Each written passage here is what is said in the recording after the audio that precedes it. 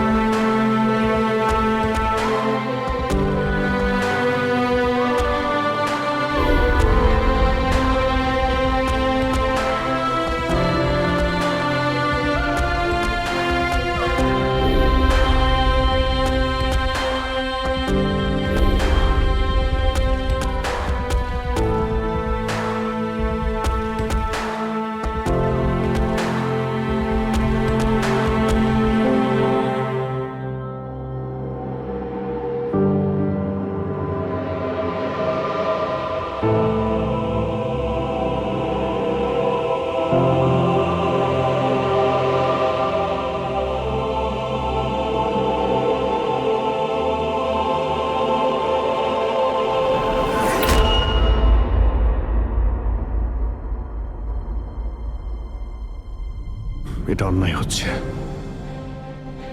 এটা খুবই অন্যায় হচ্ছে। নো অফেন্স স্যার, কিন্তু আপনি আপনি সবসময় আমাদের উপরে এইভাবে সন্দেহ করতে পারেন না স্যার। এটা তুমি কি বলছো অভিজিৎ? কি ভুল বললাম আমি? যখনই কোনো সিআইডি অফিসারকে মিথ্যে ব্লেম দেওয়া হয়েছে, আপনি আমাদের উপর কখনোই ভরসা করেন না। এটা তুমি কি বলছো অভিজিৎ? আমি তোমার কাছে এটা আশা করিনি। স্যার, আমাদেরও আপনার কাছে কিছু আশা থাকে স্যার। আপনার একটা ইশারায় আমরা যে কোনো মুহূর্তে জীবন দিতে প্রস্তুত থাকি। তাহলে এটুকু আশাও কি অন্যায় যে আপনি খারাপ সময় আমাদের পাশে থাকবেন, আমাদের আপনি সহযোগিতা করবেন? তোমাদের আমি সহযোগিতা করি না? সত্যিটা জানার চেষ্টা করিনি? সত্যিটা জানার চেষ্টা করে অনেকবার আপনি আমাদের আত্মসম্মানে আঘাত করেছেন স্যার। আমাদের দায়িত্ব আর কর্তব্যকে আপনি সন্দেহ করেছেন। যখন আমাকে মিথ্যে অপবাদ দেওয়া হয়েছিল, আপনি আমার উপরে ভরসা করেননি স্যার। আর যতক্ষণ পর্যন্ত অভিজিৎ নিজেকে নির্দোষ প্রমাণিত করছে, ওকে জেলেই থাকতে হবে। যখন দয়াকে মিথ্যে অপবাদ দেওয়া হয়, তখন ওকেও আপনি ভরসা করেননি স্যার। কিন্তু হয়তো আপনি একটা কথা ভুলে গেছেন, একবার আপনাকেও এরকম মিথ্যে অপবাদ দেওয়া হয়েছিল স্যার।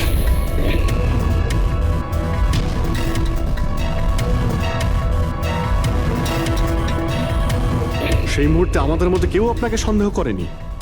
আমরা শক্ত দেওয়াল হয়ে আপনার সামনে দাঁড়িয়েছিলাম স্যার, যাতে আপনাকে কেউ ক্ষতি করতে না পারে। তাহলে আমাদের খারাপ সময় কি আপনি আমাদের পাশে দাঁড়াতে পারেন না? অভিজিৎ কোনো অপরাধীর থেকেও বিপজ্জনক একজন ইমোশনাল সিআইডি অফিসার। তুমি ইমোশনাল হয়ে যাচ্ছ অভিজিৎ। আমি তোমাকে এই কেস থেকে সরিয়ে দিলাম।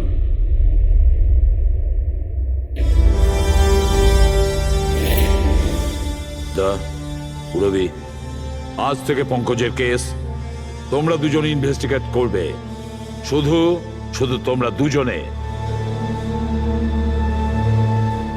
ঠিক আছে স্যার।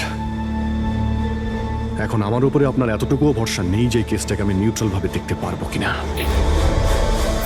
এত বছর ডিউটির পর এরকম মেডেল তো ভাগ্যবানেরাই পায়। Thank you sir.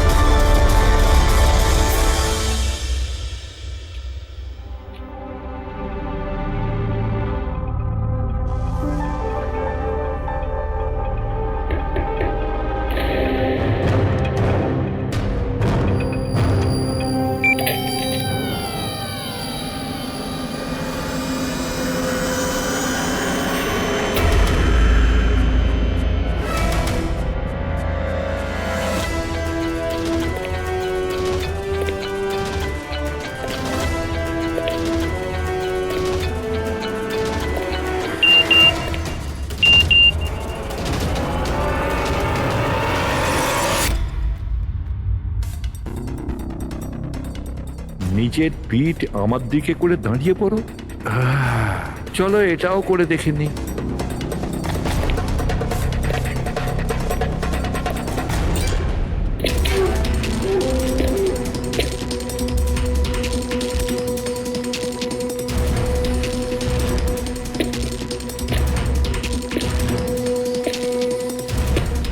আপনি এসে গেছেন স্যার, আমি আপনার জন্য অপেক্ষা করছিলাম। ওইখানে আপনার ফাইলটা আছে, ওখানে পুরো ফাইন্যান্সিয়াল প্ল্যান পড়ে আছে এবং আমার স্থির বিশ্বাস যে আপনার খুব পছন্দ হবে।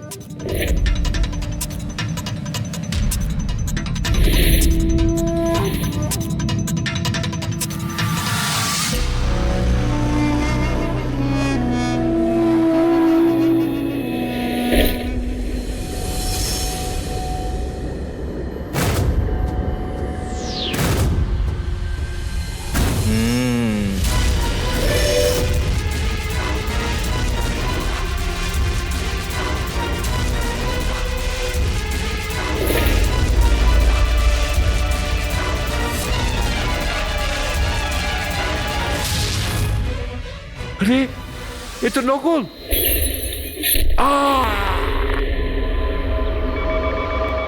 Hello, ACP Pradyuman here.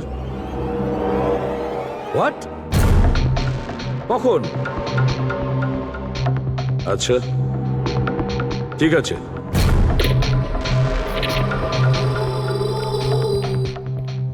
Abhijit, Vikram বিজয় খুন হয়েছে।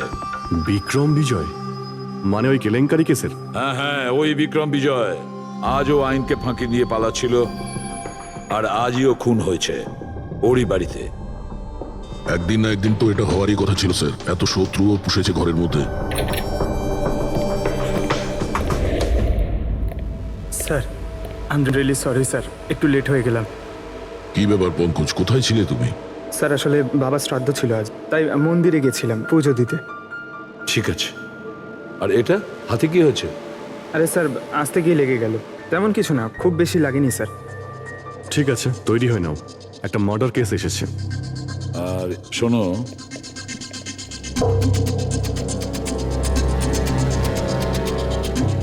কার আবার মার্ডার হলো?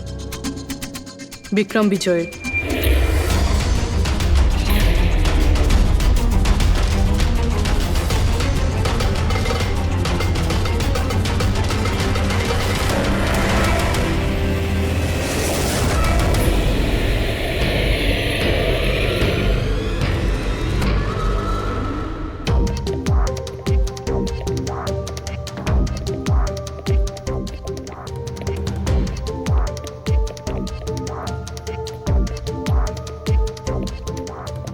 সিআইডি? হ্যাঁ স্যার, আমি গোপাল, বিক্রম স্যারের ম্যানেজার। এই তিনজন কারা? এ মোহিত, বিশাল আর ও হলো রাঘব। এরা স্যারের সিকিউরিটি গার্ডস। ও, আর ইনি? ইনি বিক্রম স্যারের ওয়াইফ মধু ম্যাডাম, আর বাকিরা সব স্টাফ। বডি কোথায়? স্যার, বডি ভেতরে আছে। এই ঘাড়ে আঘাত করেছে আর পেট আর বুকেও মেরেছে। খুনি এটা শিওর হতে চেয়েছিল যে কোনোভাবেই যেন এ বেঁচে না যায়।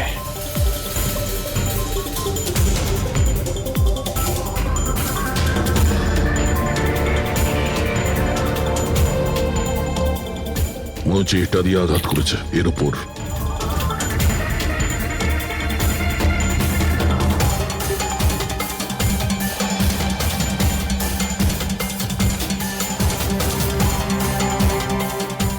বিক্রমের ফোনে শেষ মেসেজটা কোনো আননোন নাম্বার থেকে এসেছিল। নিজের পিঠ আমার দিকে করে দাঁড়াও। পিঠ আমার দিকে মানে ওই লোকটা কি নিজের মুখ দেখাতে চাইনি নাকি?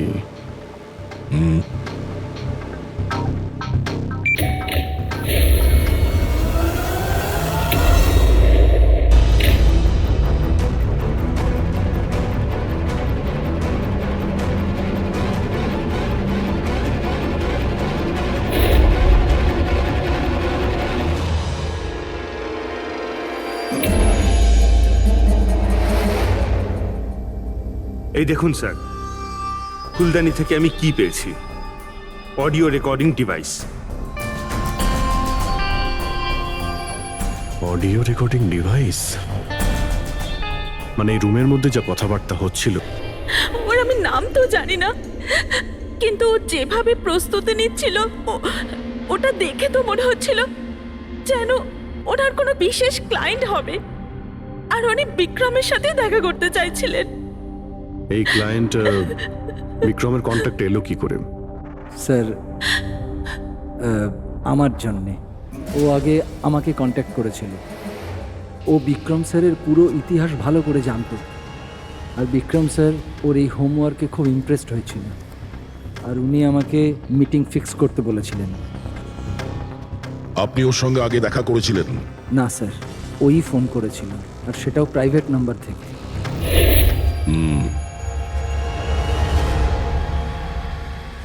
তাহলে আপনারা মিটিং এর আগে সবকিছু দেখে নিয়েছিলেন?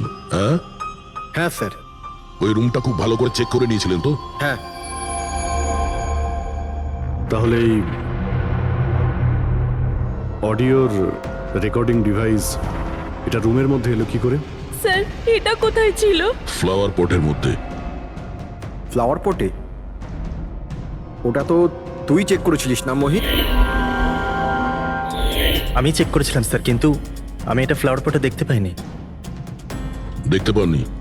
আগে না। আচ্ছা, কিভাবে তুমি দেখলে না? ব্যুরো চলো, ওখানে সবাই খুব ভালোভাবে দেখতে পায়।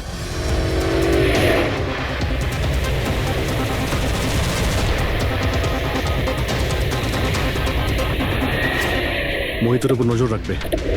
গুলি চালাবে না। কৈলাস স্যার আপনি? কে ইনি? ইনি সিবিআই অফিসার কৈলাস বাবু। কেমন আছেন স্যার? দারুণ। কি ব্যাপার স্যার, হঠাৎ করে আপনি আমাদের রাস্তা আটকে দিলেন?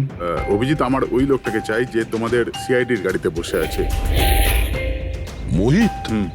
ও ও আমাদের অপরাধী স্যার, ওকে আমরা ব্যুরোতে নিয়ে যাচ্ছি ইন্টারোগেট করার না জন্য। অভিজিৎ, ও অপরাধী নয়, ও একজন সিবিআই অফিসার।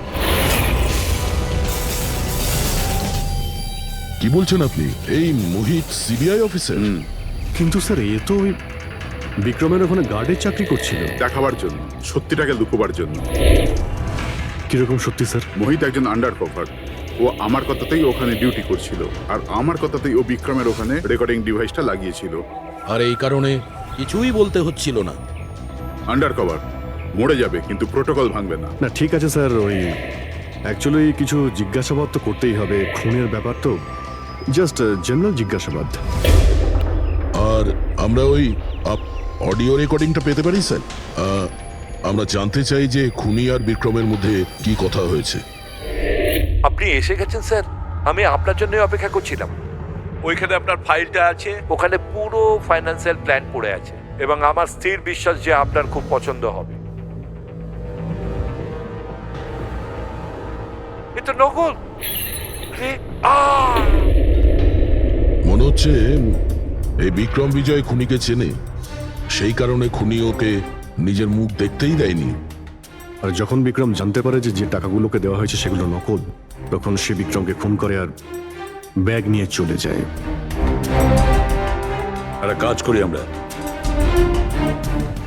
এই মোহিতকে, আন্ডার কভার পুলিশকে কিছু জিজ্ঞাসাবাদ করি। আই এম সরি স্যার, এই কেসটা এখনো বন্ধ হয়নি। এই জন্য আমি যদি আপনাদের এর থেকে যদি কিছু বেশি বলি তাহলে প্রোটোকল ভাঙা হবে, হুইচ আই ডোন্ট ওয়ান্ট। দেখো মোহিত, আমি তোমার প্রোটোকলকে রেসপেক্ট করি। এমন তো কিছু পেয়েছো তোমার ইনভেস্টিগেশন চলাকালীন যেটা হয়তো তোমার প্রোটোকলের মধ্যে পড়ে না, আর সেই জন্য তুমি আমাদের কিছু বলতে পারো। কিছু তো একটা বলবে যে সূত্র ধরে আমরা খুনি পর্যন্ত পৌঁছতে পারি। আমি আপনাদের শুধু এটা বলতে পারি যে গত কয়েক বছর ধরে সিবিআই এই বিক্রমের পিছনে পড়েছিল। আজ থেকে 15 বছর আগে, সাল 2002-তে সিবিআই এক আন্ডার কভার অফিসারকেও বিক্রমের পিছনে লাগিয়েছিল কিছু বিশেষ প্রমাণ জোগাড় করতে, কিন্তু কিছু পাওয়া যায়নি। আর আনফর্চুনেটলি আমাদের এই অফিসার মারা যান। এক মিনিট, নাম কি ছিল এই অফিসারের? ইন্সপেক্টর অধিরাজ।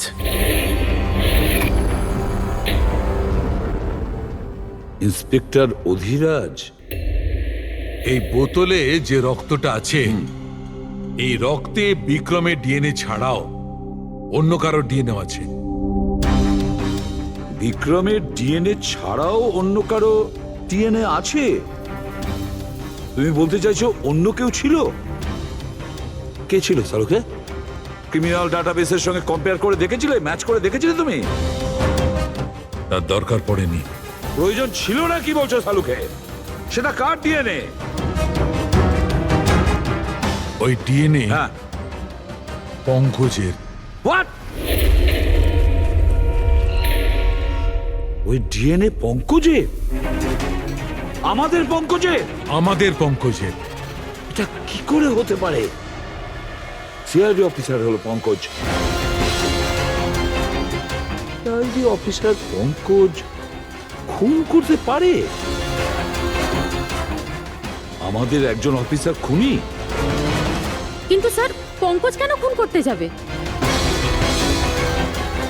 সেটাই তো, সিআইডি অফিসার কেন খুন করতে যাবে? স্যার, বিক্রমের বাড়ির থেকে 1 কিলোমিটার দূরে পুলিশ একটা বেবারিশ মোটরসাইকেল পেয়েছে স্যার। কার মোটরসাইকেল ছিল ওটা? স্যার, ও পঙ্কজের ওটা।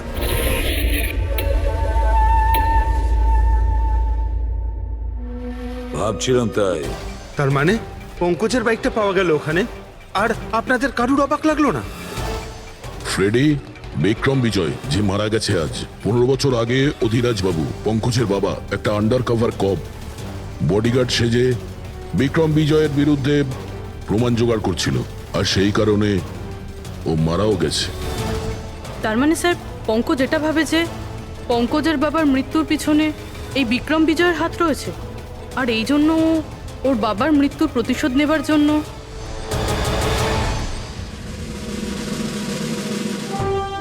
পঙ্কজ এখন কোথায়?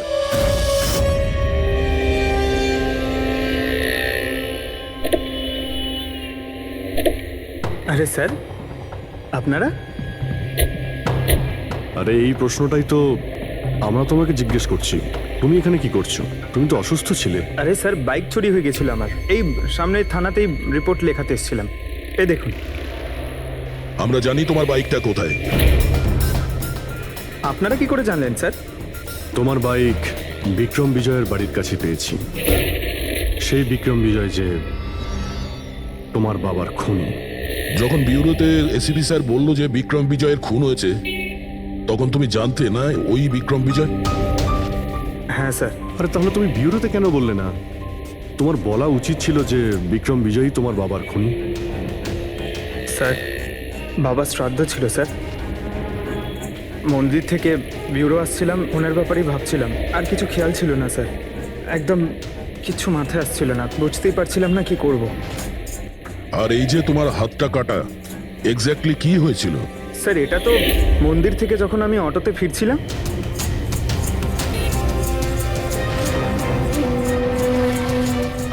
কি হলো স্যার?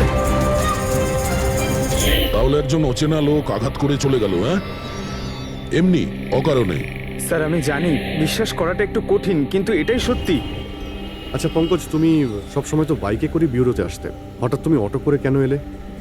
হঠাৎ করে না স্যার, আমার বাইক তো দুদিন ধরে খারাপ হয়ে রয়েছে।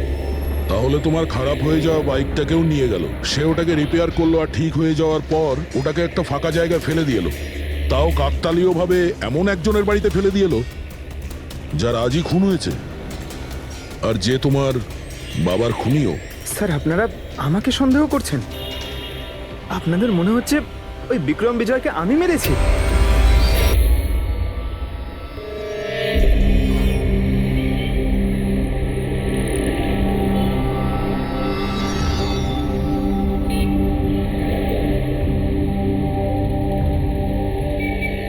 যদি এই পঙ্কজ নিজের বাড়ি থেকে বিক্রম বিজয়ের বাড়িতে যায়, তো এখানে এই জাংশন থেকেই গিয়েছে।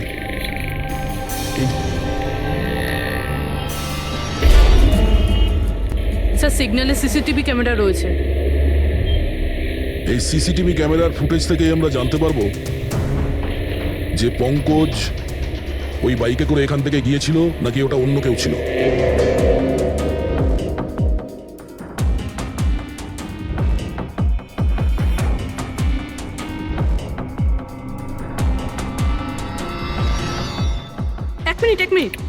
রিওয়াইন্ড করো,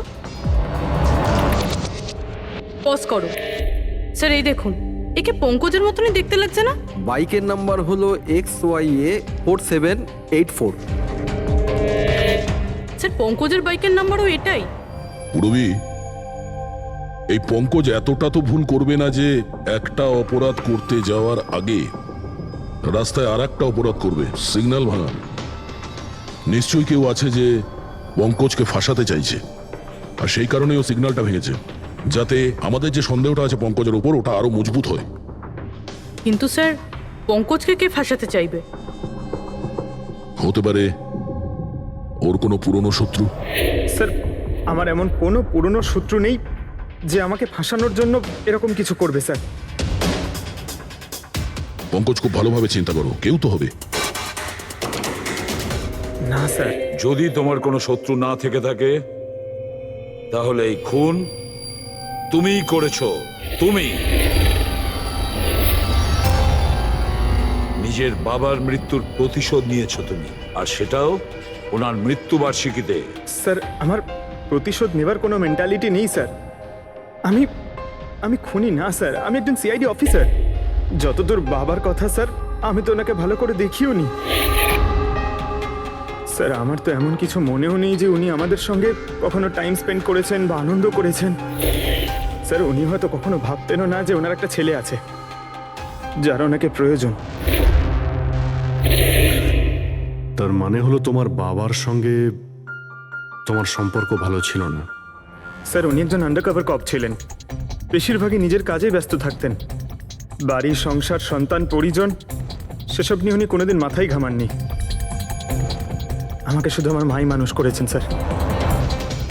কিন্তু তাও বলছি পঙ্কজ, তোমার নিজের বাবার সাথে কোনো না কোনো স্মৃতি তো জড়িয়ে থাকবে না? কিছু মনে আছে?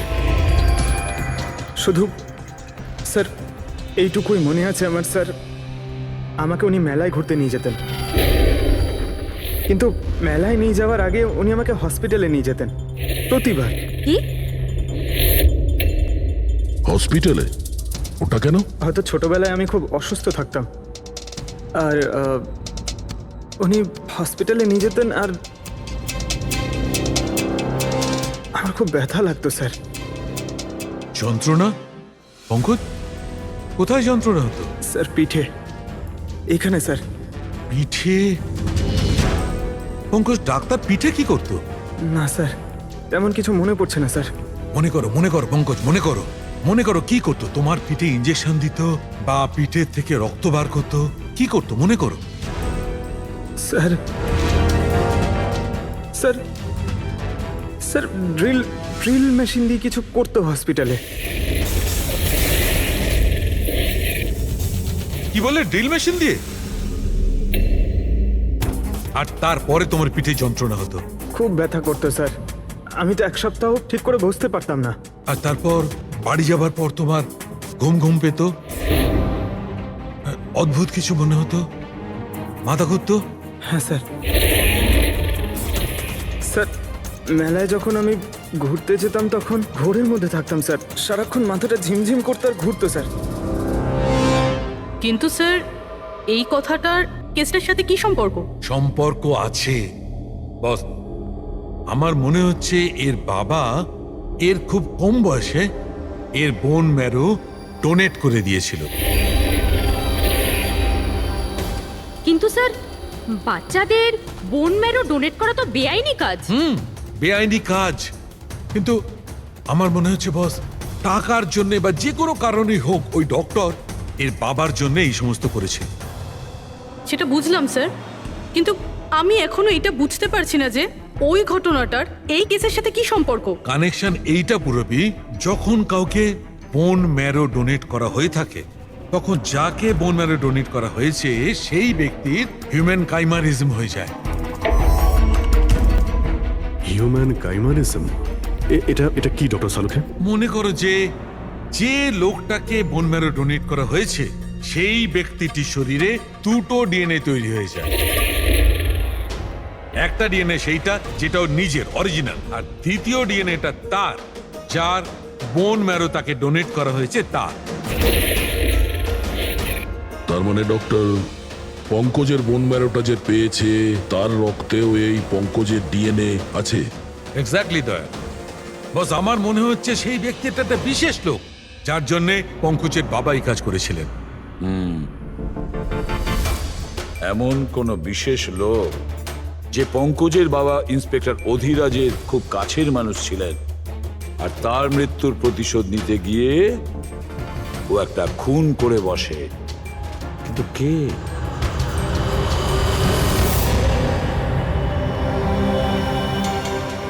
দয়া। Hi sir. Hello Abhijit. Hi Daya, কেমন হ্যালো, আছো? গুড। সরি আপনাকে এরকম একটা জায়গাতে ডেকে আনতে হলো। অভিজিৎ, যে ইনফরমেশন তোমার দরকার ছিল সেটা না সিআইডি অফিসে দেওয়া যেত না আমার অফিসে। থ্যাংক ইউ স্যার আমাদের সাহায্য করার জন্য। স্যার পঙ্কজ একজন সৎ অফিসার, আর যদি আপনার সাহায্যকে আমরা নিরাপরাধ প্রমাণ করতে পারি। অভিজিৎ, তোমার মনে আছে এক বিপজ্জনক অপরাধী ছিল রাকা, তাকে ধরতে তুমি আমাকে সাহায্য করেছিলে। তা ধরে নাও আমি সেটারই ঋণ মেটাচ্ছি। এসব আপনি কি বলছেন স্যার? অ্যাকচুয়ালি আমাদের পঙ্কজের বাবা ইন্সপেক্টর অধিরাজের ব্যাপারে কিছু ইনফরমেশন চাই, যতটা আপনি দিতে পারবেন। আপনি কাজ করেছেন না ইন্সপেক্টর অধিরাজের সঙ্গে? হ্যাঁ দয়া, অধিরাজ খুবই সৎ ইন্সপেক্টর ছিল আর সাহসীও। আমার তো এটা বলতে গর্ব হয় যে আমরা একসাথে কাজ করেছি। স্যার অ্যাকচুয়ালি আমরা এটাই জানতে চাই যে ওনার আন্ডারকভার মিশনের সময় ওনার সঙ্গে কারো কি কোনো গভীর সম্পর্ক হয়েছিল? আই মিন কোনো নতুন পরিবার, সেরকম কিছু? অভিজিৎ, এই যে আন্ডার কভারদের যে দুরকম জীবন হয়, খুব কঠিন হয় সেটা সামলানো। এই পুলিশেরাও তো মানুষ হয় নাকি, আর তাদেরকেও সেই সীমাটা পেরিয়ে যেতে নেই যেটা ও পেরিয়ে গিয়েছিল। মানে ওনারও কারোর সঙ্গে ভালোবাসা হয়েছিল? ওনারও কোনো অন্য পরিবার ছিল? হ্যাঁ, অধিরাজের দ্বিতীয় স্ত্রী বাচ্চা জন্ম দিতে গিয়ে মারা গিয়েছিল। ও, আর অধিরাজ বাবুর মৃত্যুর পর এই দ্বিতীয় বাচ্চাটার কি হয়েছে?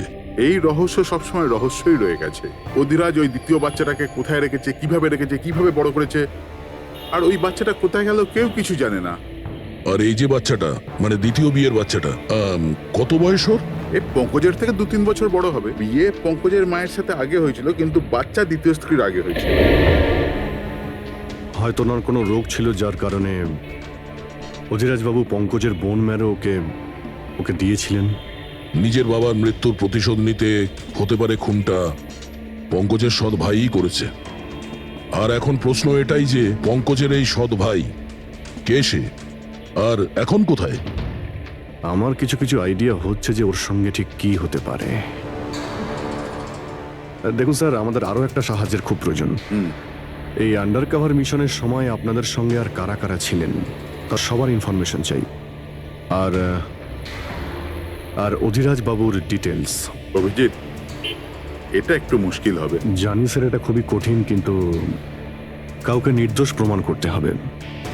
আপনি আমাদের উপরে বিশ্বাস রাখতে পারেন, সমস্ত ইনফরমেশন আমাদের কাছেই থাকবে। ওকে। আরে ভাই, কতক্ষণ আর অপেক্ষা করতে হবে?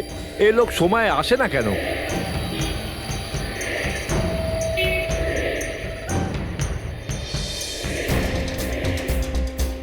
আরে ভাই, আধ ঘন্টা ধরে অপেক্ষা করছি।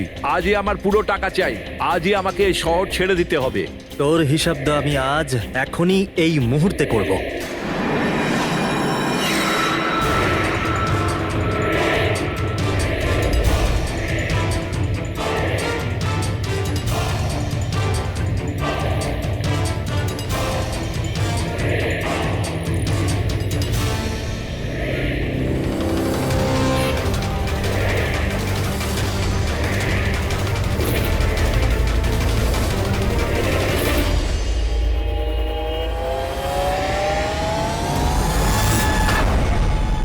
ওর অ্যাকাউন্ট সিআইডি বন্ধ করবে।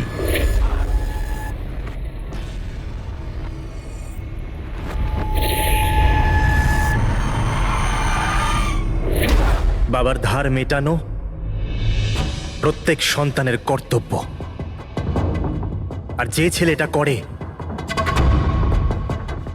তাকেই ভালো ছেলে বলা হয়, আর সেটা হলাম আমি। তুমি তো কিছু করনি। আমি নিয়েছি আমার বাবার মৃত্যুর বদলা। দেখো মোহিত, তোমাদের বাবা ইন্সপেক্টর অধিরাজ একজন সৎ, একজন কর্তব্যপরায়ণ পুলিশ অফিসার ছিলেন। কি ভাবছিলে তুমি তোমার মতন একজন অপরাধীর বাবা হয়ে গর্ব করতেন, নাকি পঙ্কজের মতন একজন সৎ সিআইডি অফিসারের উপর? তার সত্যি কথা বলতে তো বাবার সব সময়ই এই পঙ্কজের উপর গর্ব ছিল, আর ভালোবাসতো একেই বেশি। আমাকে তো উনি অনাথ আশ্রমে দিয়ে দিয়েছিলেন স্যার, যাতে ওনার দ্বিতীয় পরিবারের ওপর কোনো আঁচ না আসে। তুমি যখন এই কথাটা জানতে আমাদের কাছে এলে না কেন? আমি তো তোমার ভাই, একসঙ্গে ধরতাম বিক্রমকে, তাও আইনের পথে। চাই না আমার তোমার সাহায্য। আমাদের বাবার হত্যাকারীকে কিভাবে ধরতে হবে, কিভাবে ওর উপর প্রতিশোধ নিতে হবে, এর প্ল্যানিং আমি আগে থেকে করে রেখেছিলাম, অনেক দিন থেকে। আর এটাই হলো কারণ আমার সিবিআই অফিসার হওয়ার। আর ঠিক আমার বাবার মতোই একটা আন্ডার কভার মিশনে গেছিলাম ওই বিক্রমের বিরুদ্ধে। কিন্তু এইবার তাকে সাজা দেওয়ার জন্য নয় স্যার, বরং ওকে শেষ করার জন্য। একজন সিবিআই অফিসার হয়েও তুমি অপরাধ করেছো।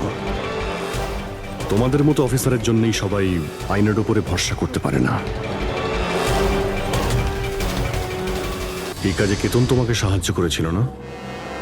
হ্যাঁ স্যার, কেতনও আমার বাবার সাথে কাজ করত। সেও একজন আন্ডার কভার অফিসার ছিল, সেই আমাকে সবকিছু বলেছে। আর তার বলাতেই আমি জানতে পারি যে ছোটবেলায় আমার একটা অপারেশনও হয়েছিল। আর যখন তুমি জানতে পারলে যে তোমার রক্তে দুটো ডিএনএ আছে, একটা তোমার আর একটা আমার, তুমি খুন করে আমাকেই ফাঁসিয়ে দিলে। হ্যাঁ,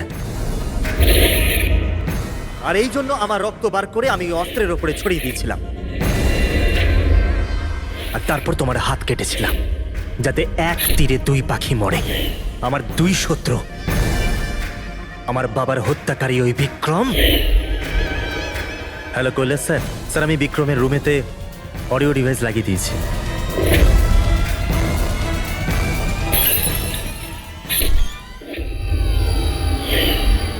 আর তুমি আমাকে এত ঘৃণা করার কারণ কি ভাই? কেন করবো না বলো তো? আজ পর্যন্ত সবকিছু তুমি পেয়েছো, আমাদের বাবার নাম, ওনার ভালোবাসা, ওনার সম্মান, সবকিছু। আর দুঃখের বিষয় তো এটা যে এত কিছু পাওয়ার পরেও তোমার এতটুকু হুঁশ ছিল না যে আমাদের বাবার হত্যাকারী কে। স্যার, আজকে যদি আমি না হতাম তাহলে আমাদের বাবার হত্যাকারী আজও বেঁচে থাকতো এবং ঘুরে বেড়াতো। আর তুমি কি পেলে মোহিত? জেল। আর খুন করে তোমার বাবা কি পেল? মরার পরে লজ্জা। স্যার, একটা প্রশ্ন করতে পারি আপনাকে? আপনারা আমার কাছে পৌঁছলেন কি করে?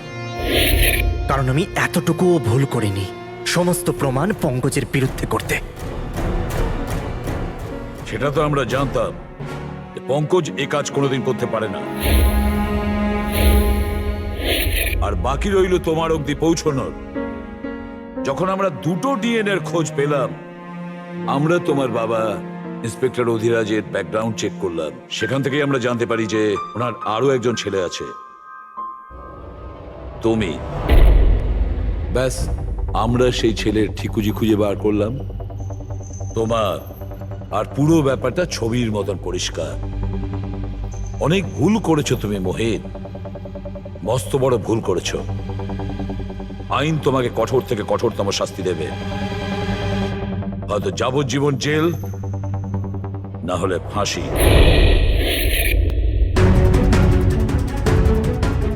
ফ্রেডরিক,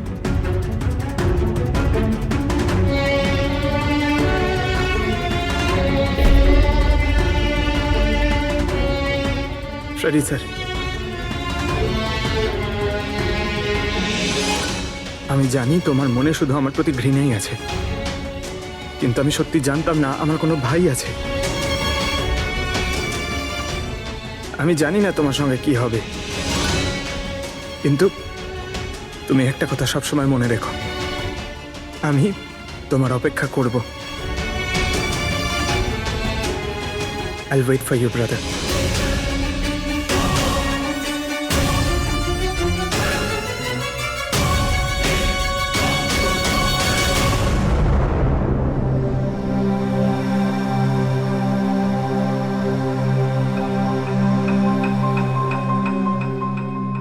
পঙ্কজ, দেখো, তোমার যে ভালো দিকটা আছে না, সেটা কিন্তু বাঁচিয়ে রাখবে খুব ভালো করে।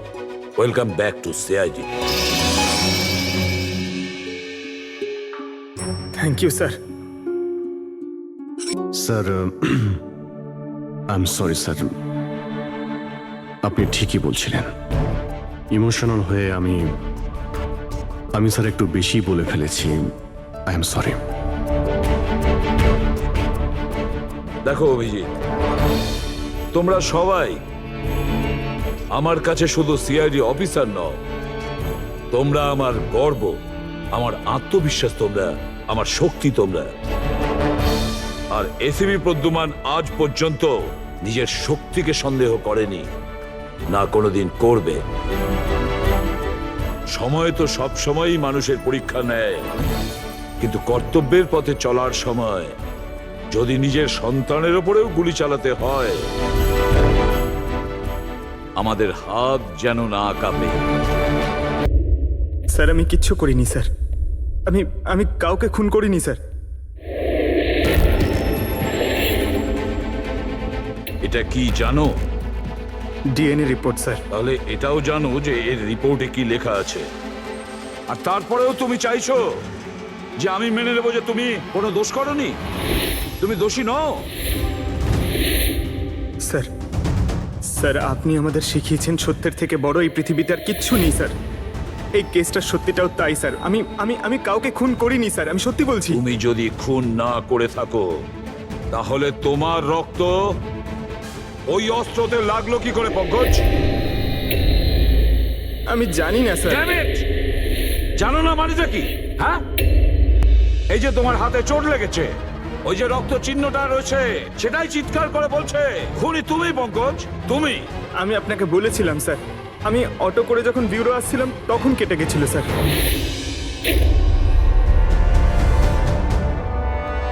স্যার, এটাও তো হতে পারে যে কেউ পঙ্কজকে ফাঁসানোর চেষ্টা করছে। পঙ্কজ যে লোকটা তোমার হাত কেটেছিল, হয়তো সেই তোমার রক্তের স্যাম্পল নিয়ে গেছে ক্রাইম সিনে রাখার জন্য। স্যার না স্যার, স্যাম্পল ছিল না ওর কাছে। ও যখন আমার হাত কেটেছিল তখন সঙ্গে সঙ্গে রক্ত বেরোয়নি স্যার। ও চলে যাবার পর আমার রক্ত বেরিয়েছিল। ওর কাছে আমার স্যাম্পল থাকতেই পারে না স্যার। যদি তোমার রক্ত কেউ না নিয়ে থাকে, তাহলে তোমার রক্ত